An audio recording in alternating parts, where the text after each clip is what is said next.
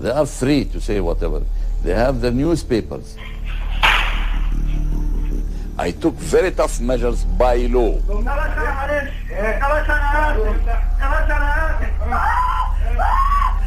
I'm not controlling the political parts in our country.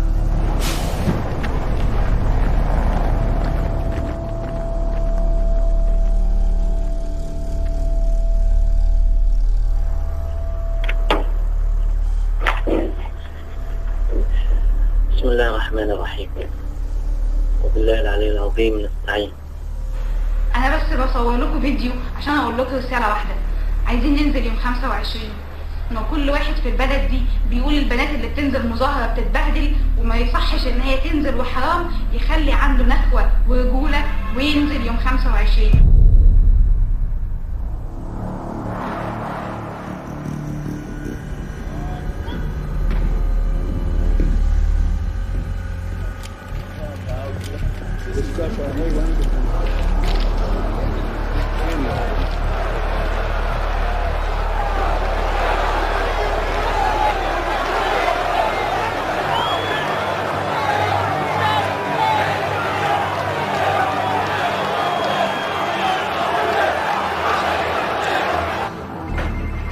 What's that thing with the coup? What's the code? Remember?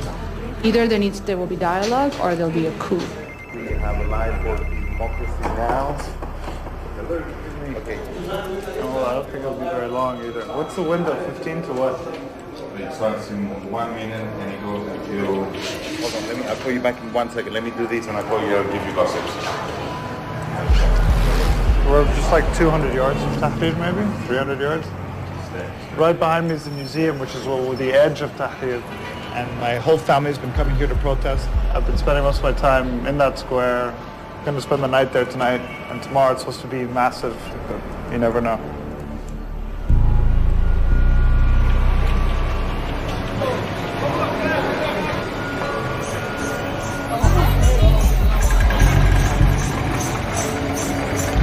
It's a tense moment, but also one that people are hopeful for. There are thousands of strikes happening across Cairo and across Egypt today. So we're seeing a swelling of the protest movement that's happening.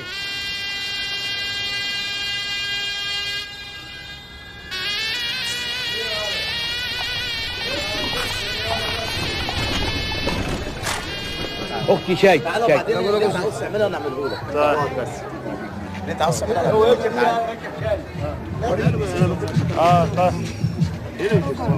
ما فيهاش، ما تلاقيش فيها مستشفى وما تلاقيش فيها مدرسه زي الناس.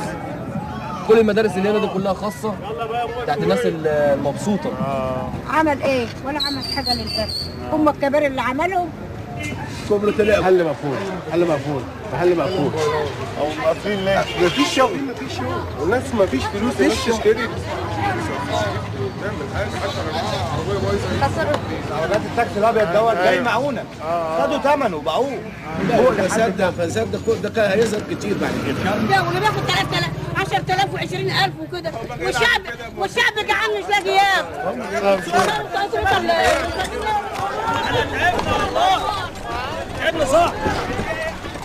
كلنا مخنوقين بقالنا كام سنه وانفجرنا مره واحده.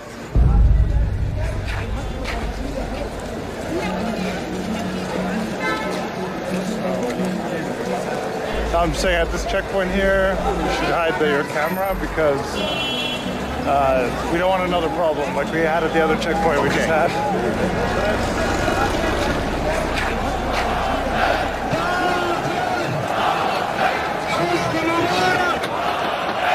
All right, welcome to Tahrir.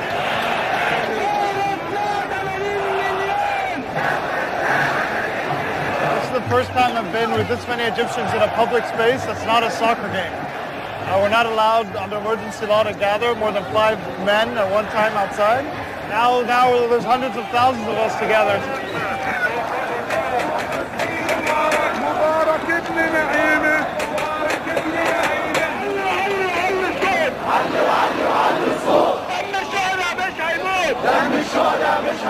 قاعد 30 سنة في الحكم مش عارف ان اللي حواليه بيسرقوا البلد. يعني يعني الاب لما بيكون عنده 3 عيال بيعرف اللي بيشرب سجاير. مبارك اذان في كل شيء، عاوزين حريه، عاوزين عداله اجتماعيه. عنده ايامكم كلها في قلب الشيخ وبالشمال يا الساحل الشمالي، واحنا مش لاقيين ناكل، حرام. ودي يعني عشان الشعب. شعب يريد صعب النظام، شعب يريد صعب النظام، شعب يريد صعب النظام.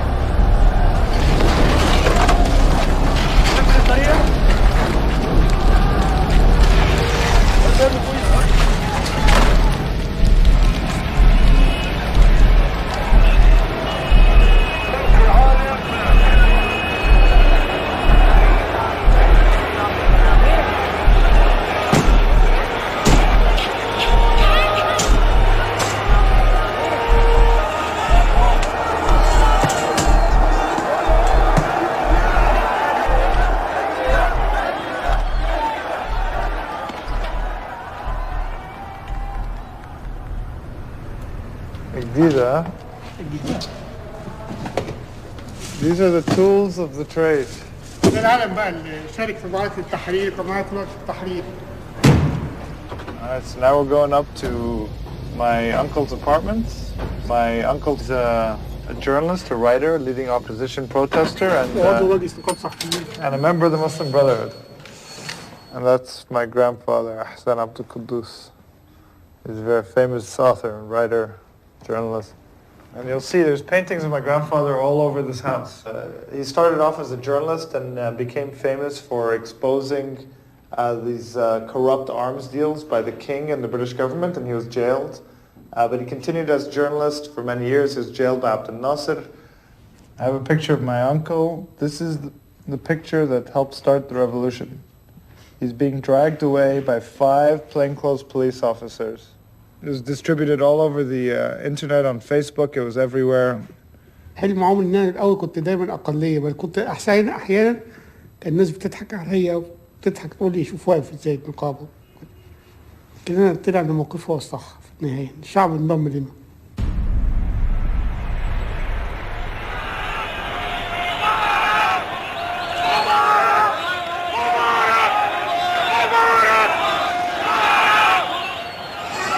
Something very different. There's pro-Mubarak groups that are roving around here. It's a very different vibe. They're cursing. I saw one scuffle break out already, a fight. My uncles had come right now. They're letting in Baltagaya, which means thugs, these government thugs.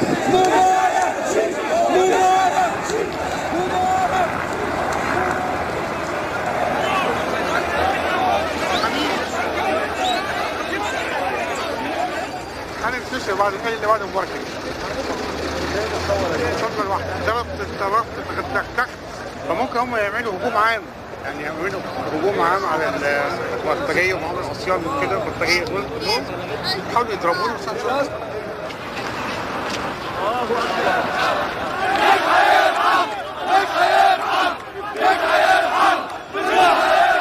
It appears that a lot of pro-government Mubarak guys have gotten in. They're right behind all those flags there. People are saying beatings are going to start. It's not good.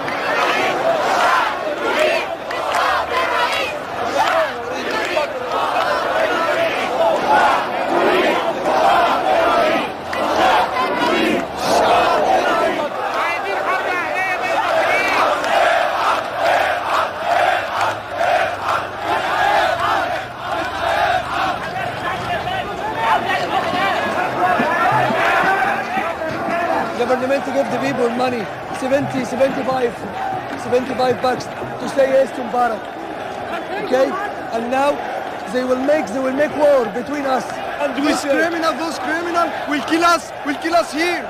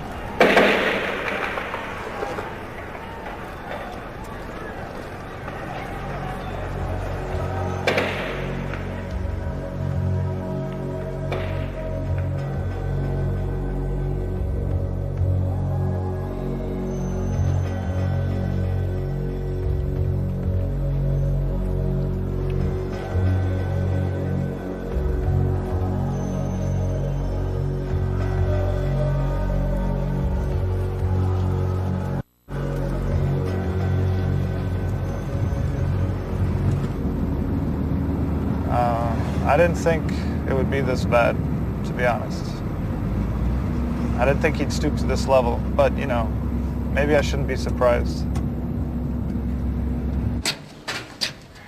كمش تعال شيل كمش رجوع لا جزمة؟ لا تفضل لا تفضل خش دي أم عمك والدة الشهيد عمك باقي في حياتي أستاذ شريف شريف عبد القدوس ابنك مات ازاي؟ ابني مات في المظاهرات يوم كام؟ يوم الجمعة 28 سواء بقى شهيد الحمد لله نحسبه على الله شهيد إن شاء الله. And in this neighborhood alone they said 14 were killed. شكرا.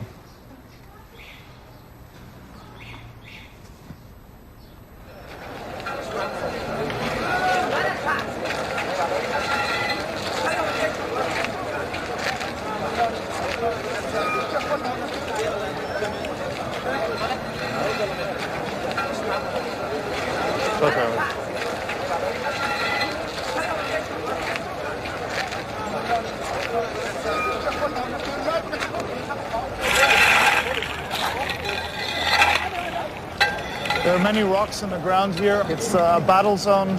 A lot of the sidewalks have been broken up to use as rocks. Here they formed makeshift barricades with burnt out cars. They're continuing to build them. They're building shields. Go.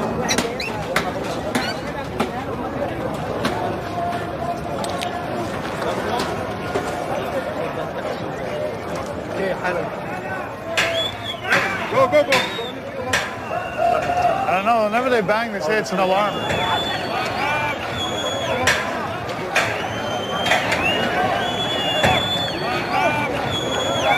This seems to be the front lines right here.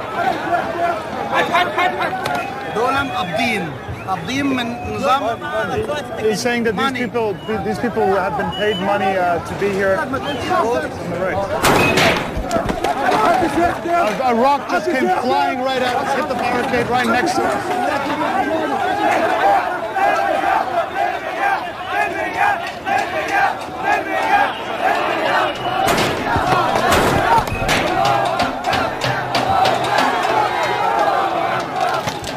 Oh my God, it's a fucking war zone.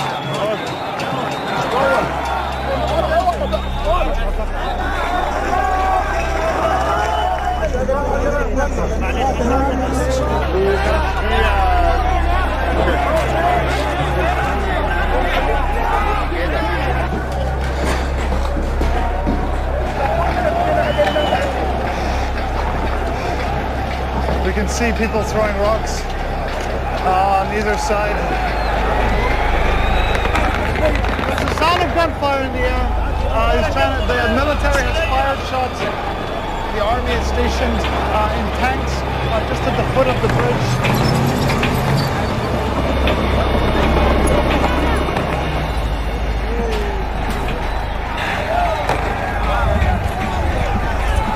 It's really surreal to see this part of Cairo look like this.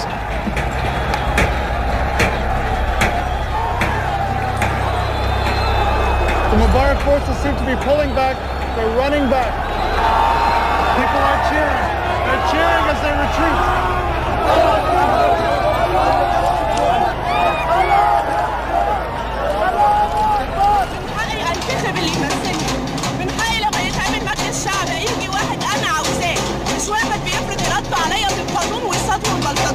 This country should change. This is enough. Enough playing games with us. We need freedom.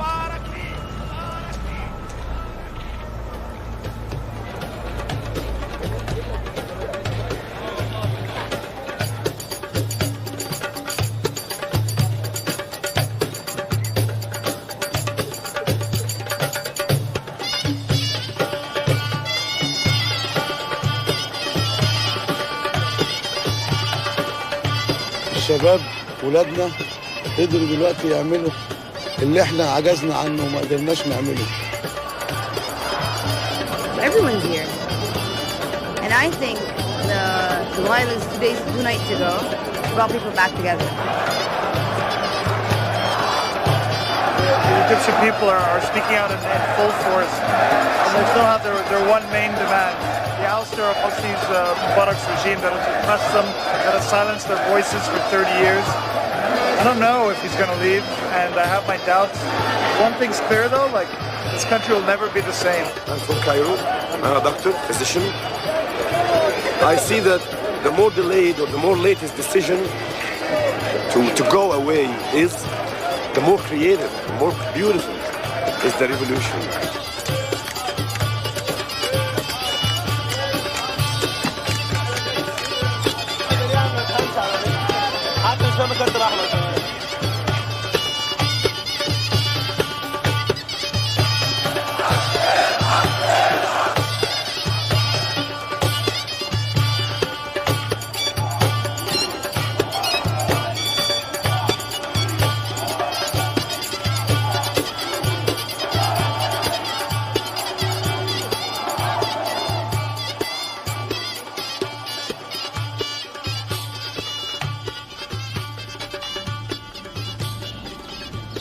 Right down there, it's Tahrir Square. This is happening right in the heart of downtown Cairo. It's not out in some village somewhere in the desert. So let's go upstairs, see my mom and my grandmother. They're just up here. That's this is my building. I was scared for the people. I didn't want anybody to get killed. Yeah. Because they were all young people demonstrating. There was Karim Ramadan and everyone was in the Everybody streets. was there. Moody was there. I told Moody I wanted to go, and he told me, no, you're not going. Because I think he knew this. They're gonna, be a bit aggressive, the police. السلام عليكم. عليكم السلام. انت مش فاكرني طبعا. احمد لا فاكرك. فاكرك؟ بريتش سكول. ازيك؟ باجي هنا كنت عندي حس كده. رحت التحرير، انا كنت في التحرير كل يوم. امال ايه؟ بايتين هناك؟ رحت وقعدت وخيمه وقعدت هناك كتير. مع السلامه شيل بيه. مع السلامه. خلينا نشوفك ان شاء الله. لما تيجي مصر بقى كده نشوفك. اكيد اكيد. شدوا حيلكم. ماشي خلينا على الله. سلامة الله. السلام عليكم. انا كنت في المدرسه دي زمان بالبريطانيه. بس بنصور عشان بنعمل فيلم. لا it's not allowed to take up pictures. Saying stop it. That sort of happens all the time in Egypt. Just guys telling you can't do something. But that's why people are in the streets right now fighting to change it.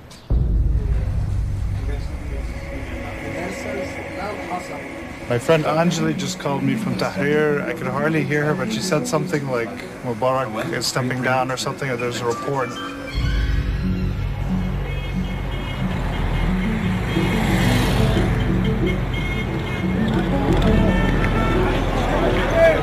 My cousin just texted me, he said it's unclear what's going on. He said the crowd is going nuts. الجيش مجتمع مع الناس. بيقول لك الجيش عامل بيان بيقول لك انا مع الشعب كل ما طلب. لسه بقى المجتمعين.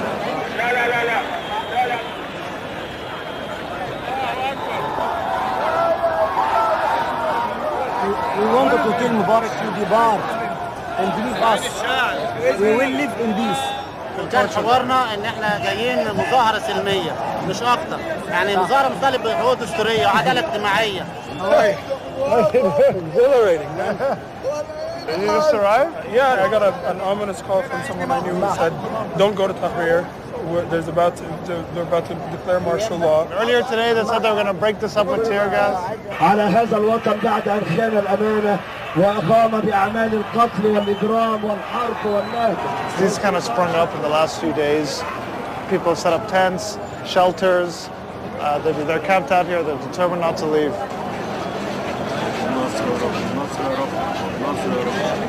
تتكلم انجليزي ولا عربي؟ يعني انجليزي شويه بخطف كده وبعرف عربي يعني. So what are you bringing us here? الاكل ده عشان الناس اللي نايمه اللي سهرانه جاي لها كده فري، يعني ناس متبرعه دي. سعيد ثابت، شريف عبد القدوس. تشرفنا. شريف عبد القدوس من عيله عبد القدوس. اهلا وسهلا، فرصه سعيده. اهلا وسهلا، فرصه سعيده. اهلا وسهلا. اتفضلوا اكل يا جماعه. عقبال شربات الفرح كده اما يمشي ونوزعه ان شاء الله باذن الله. باذن الله. Said he recognized my family name at the end, which is common because it's a well-known name because my grandfather. So he shook my hand. You know, Egypt's a very stratified society, very segregated class-wise, and I grew up in kind of the upper-class society, and I always used to hang out with only one class of people, my friends. But here in Tahrir, I'd meet and talk to people that I never would have talked to before, and that's what I love about it. That's what I love being here. It gives you a vision of kind of a new country, which is what everybody feels, I think.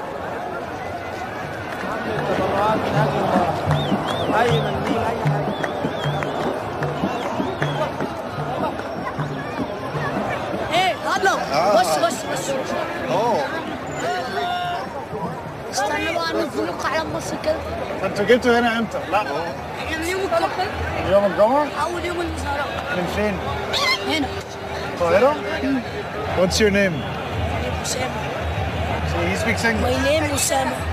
عايز أقول يبقى لا زي الناس عندها شقق وعندها فلوس ونعرف نعيش. أنا عايز أقول له حاجة. يا مبارك يا طيار بعت بلدك كم مليار. نعيش لمصر ونموت لمصر. مصر I am Egyptian. I am Egyptian. تحيا مصر. تحيا مصر. تحيا مصر. تحيا مصر. تحيا مصر. تحيا مصر. Here in Tahrir, there's many rumors that Mubarak may have already left, but many feel that tonight is the night, and we're eagerly anticipating some kind of address, some kind of speech to happen. There's electricity in the air.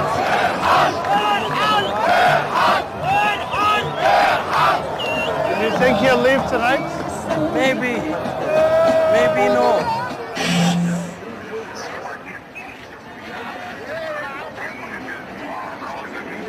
الأبناء شباب مصر وشاباتها، أتوجه بحديث اليوم لشباب مصر بميدان التحرير. So now there's a hush over the crowd. Mubarak is talking right now. People are huddled over radio sets. They're trying to make out what's being said on the speakers. It could be a historical moment.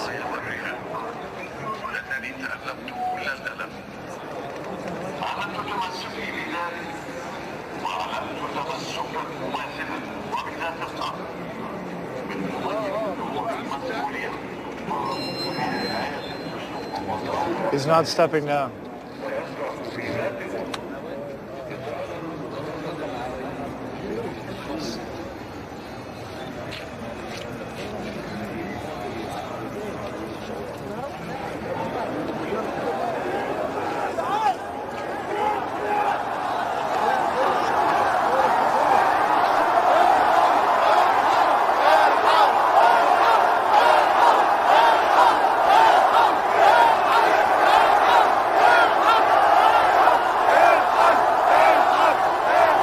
want him to leave. Want a persecution, a third persecution. Please go away. Please. We don't want him. فين الديمقراطية والحرية يا ناس؟ يا رب يا رب. دي حالة من حالات الإحباط العام. لازم نخرج للناس دلوقتي. اللعبة دي لعبة مخابراتية. يعني مجموعة تروح على القصر الجمهوري، مجموعة مننا تروح على القصر الجمهوري، ومجموعة على مجلس الشعب، ومجموعة على الإذاعة والتلفزيون اللي هي مضللة الشعب كله. مين هنا هيجي معانا؟ عشان نبقى عارفين.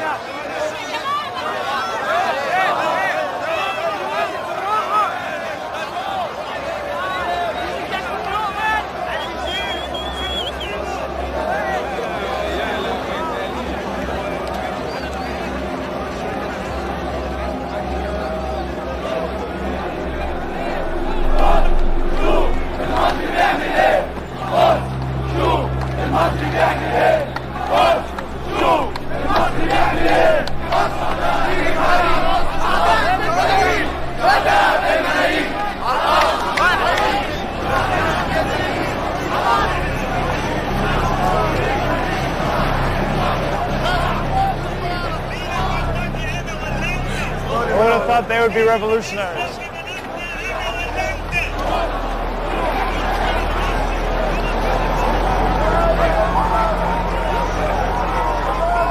How long have you guys been here? Since last Friday. Not this last Friday, 28th. And what did you think of the speech last night? It was the worst of the three speeches that think so, occurred. huh? Yeah, it's the worst. He's got a talent. Yeah, and he's an artist. How to provoke people, how to... Yeah, like we were staying at home, like just chilling in front of the TV. Oh, you weren't here? Yeah, we weren't here at first, but when we saw the speech, we were like, we have to get there. Like, we have to be there now. We will stay till there's change. That's all I can say. There's hundreds of thousands in Tahrir Square, and just a few hundred yards over, they say about 10,000 blocking the state TV building, which they hate. I don't know where these are coming from, but they're going to keep on coming all day.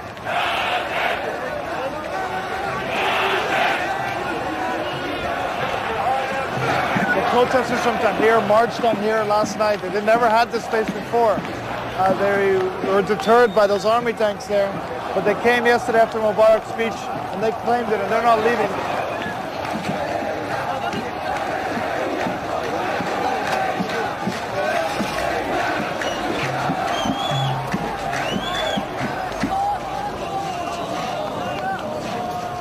What do you think people watching, people in America should know about what's happening? We depend on ourselves and our God only. We didn't depend on USA or any other country. We just expect that the American people will support us.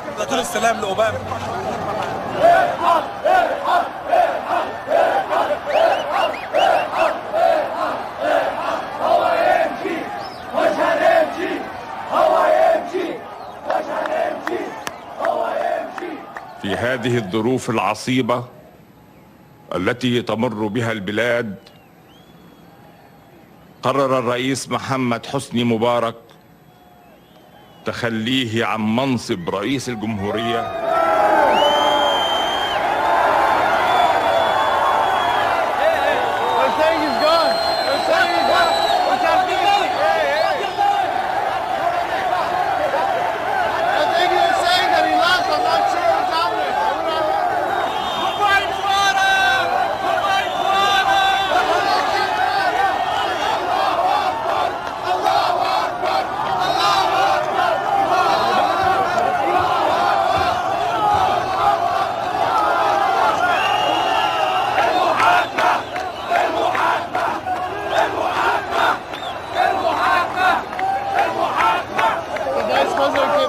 Said that Mubarak resigns, he stepped down, and the armed forces have taken control of the country.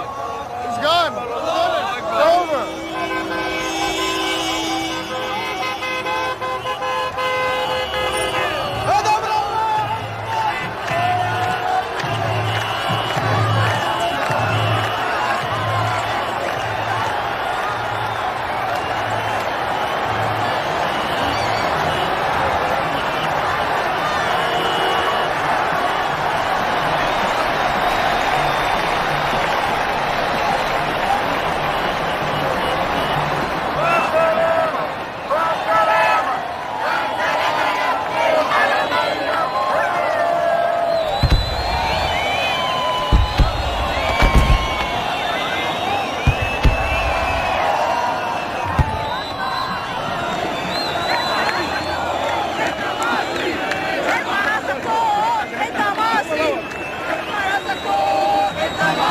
الله وحده أسقط النظام الله وحده أسقط النظام. There's also the Muslim Brotherhood. They're saying Allah by himself toppled the regime. But we did it. مبروك. أنا على الهوا في أمريكا. الحمد لله. أقول لهم إيه؟ أقول لهم برضه أنتوا المنظمات الحقوقية الإنسانية في أوروبا وأمريكا ساعدتنا. أقول لهم كده.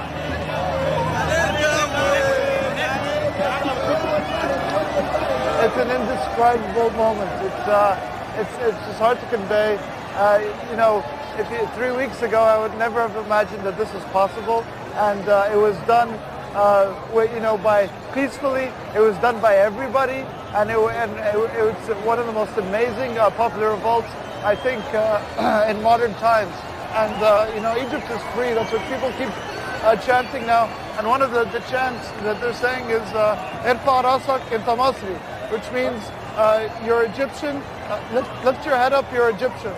And we're proud to be here today, and everyone's proud to be Egyptian today. And I think everyone who fights for democracy and fights for freedom is Egyptian today and stands with us. But anyway, I'm surrounded by a crowd of people right now, but it's unbelievable to be here.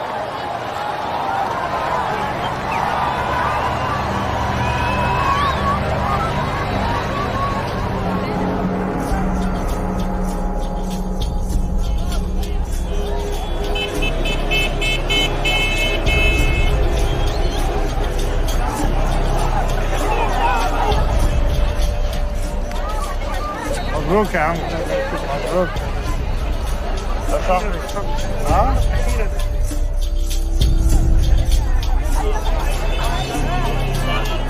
So apparently the armed forces said the entire cabinet, Mubarak's cabinet, is staying in place.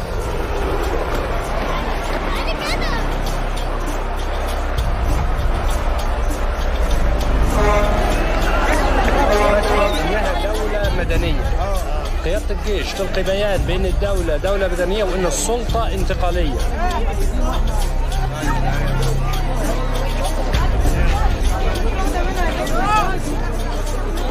If any injustice happens in the future, we'll come back again. Because each president will come in the future must know that the Egyptian people have great awareness now, and they will never stop again. We will always go forward.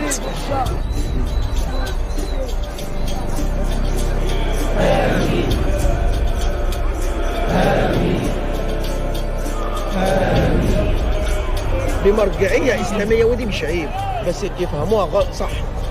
الإسلام بيقول إن المسيحي في ذمتي.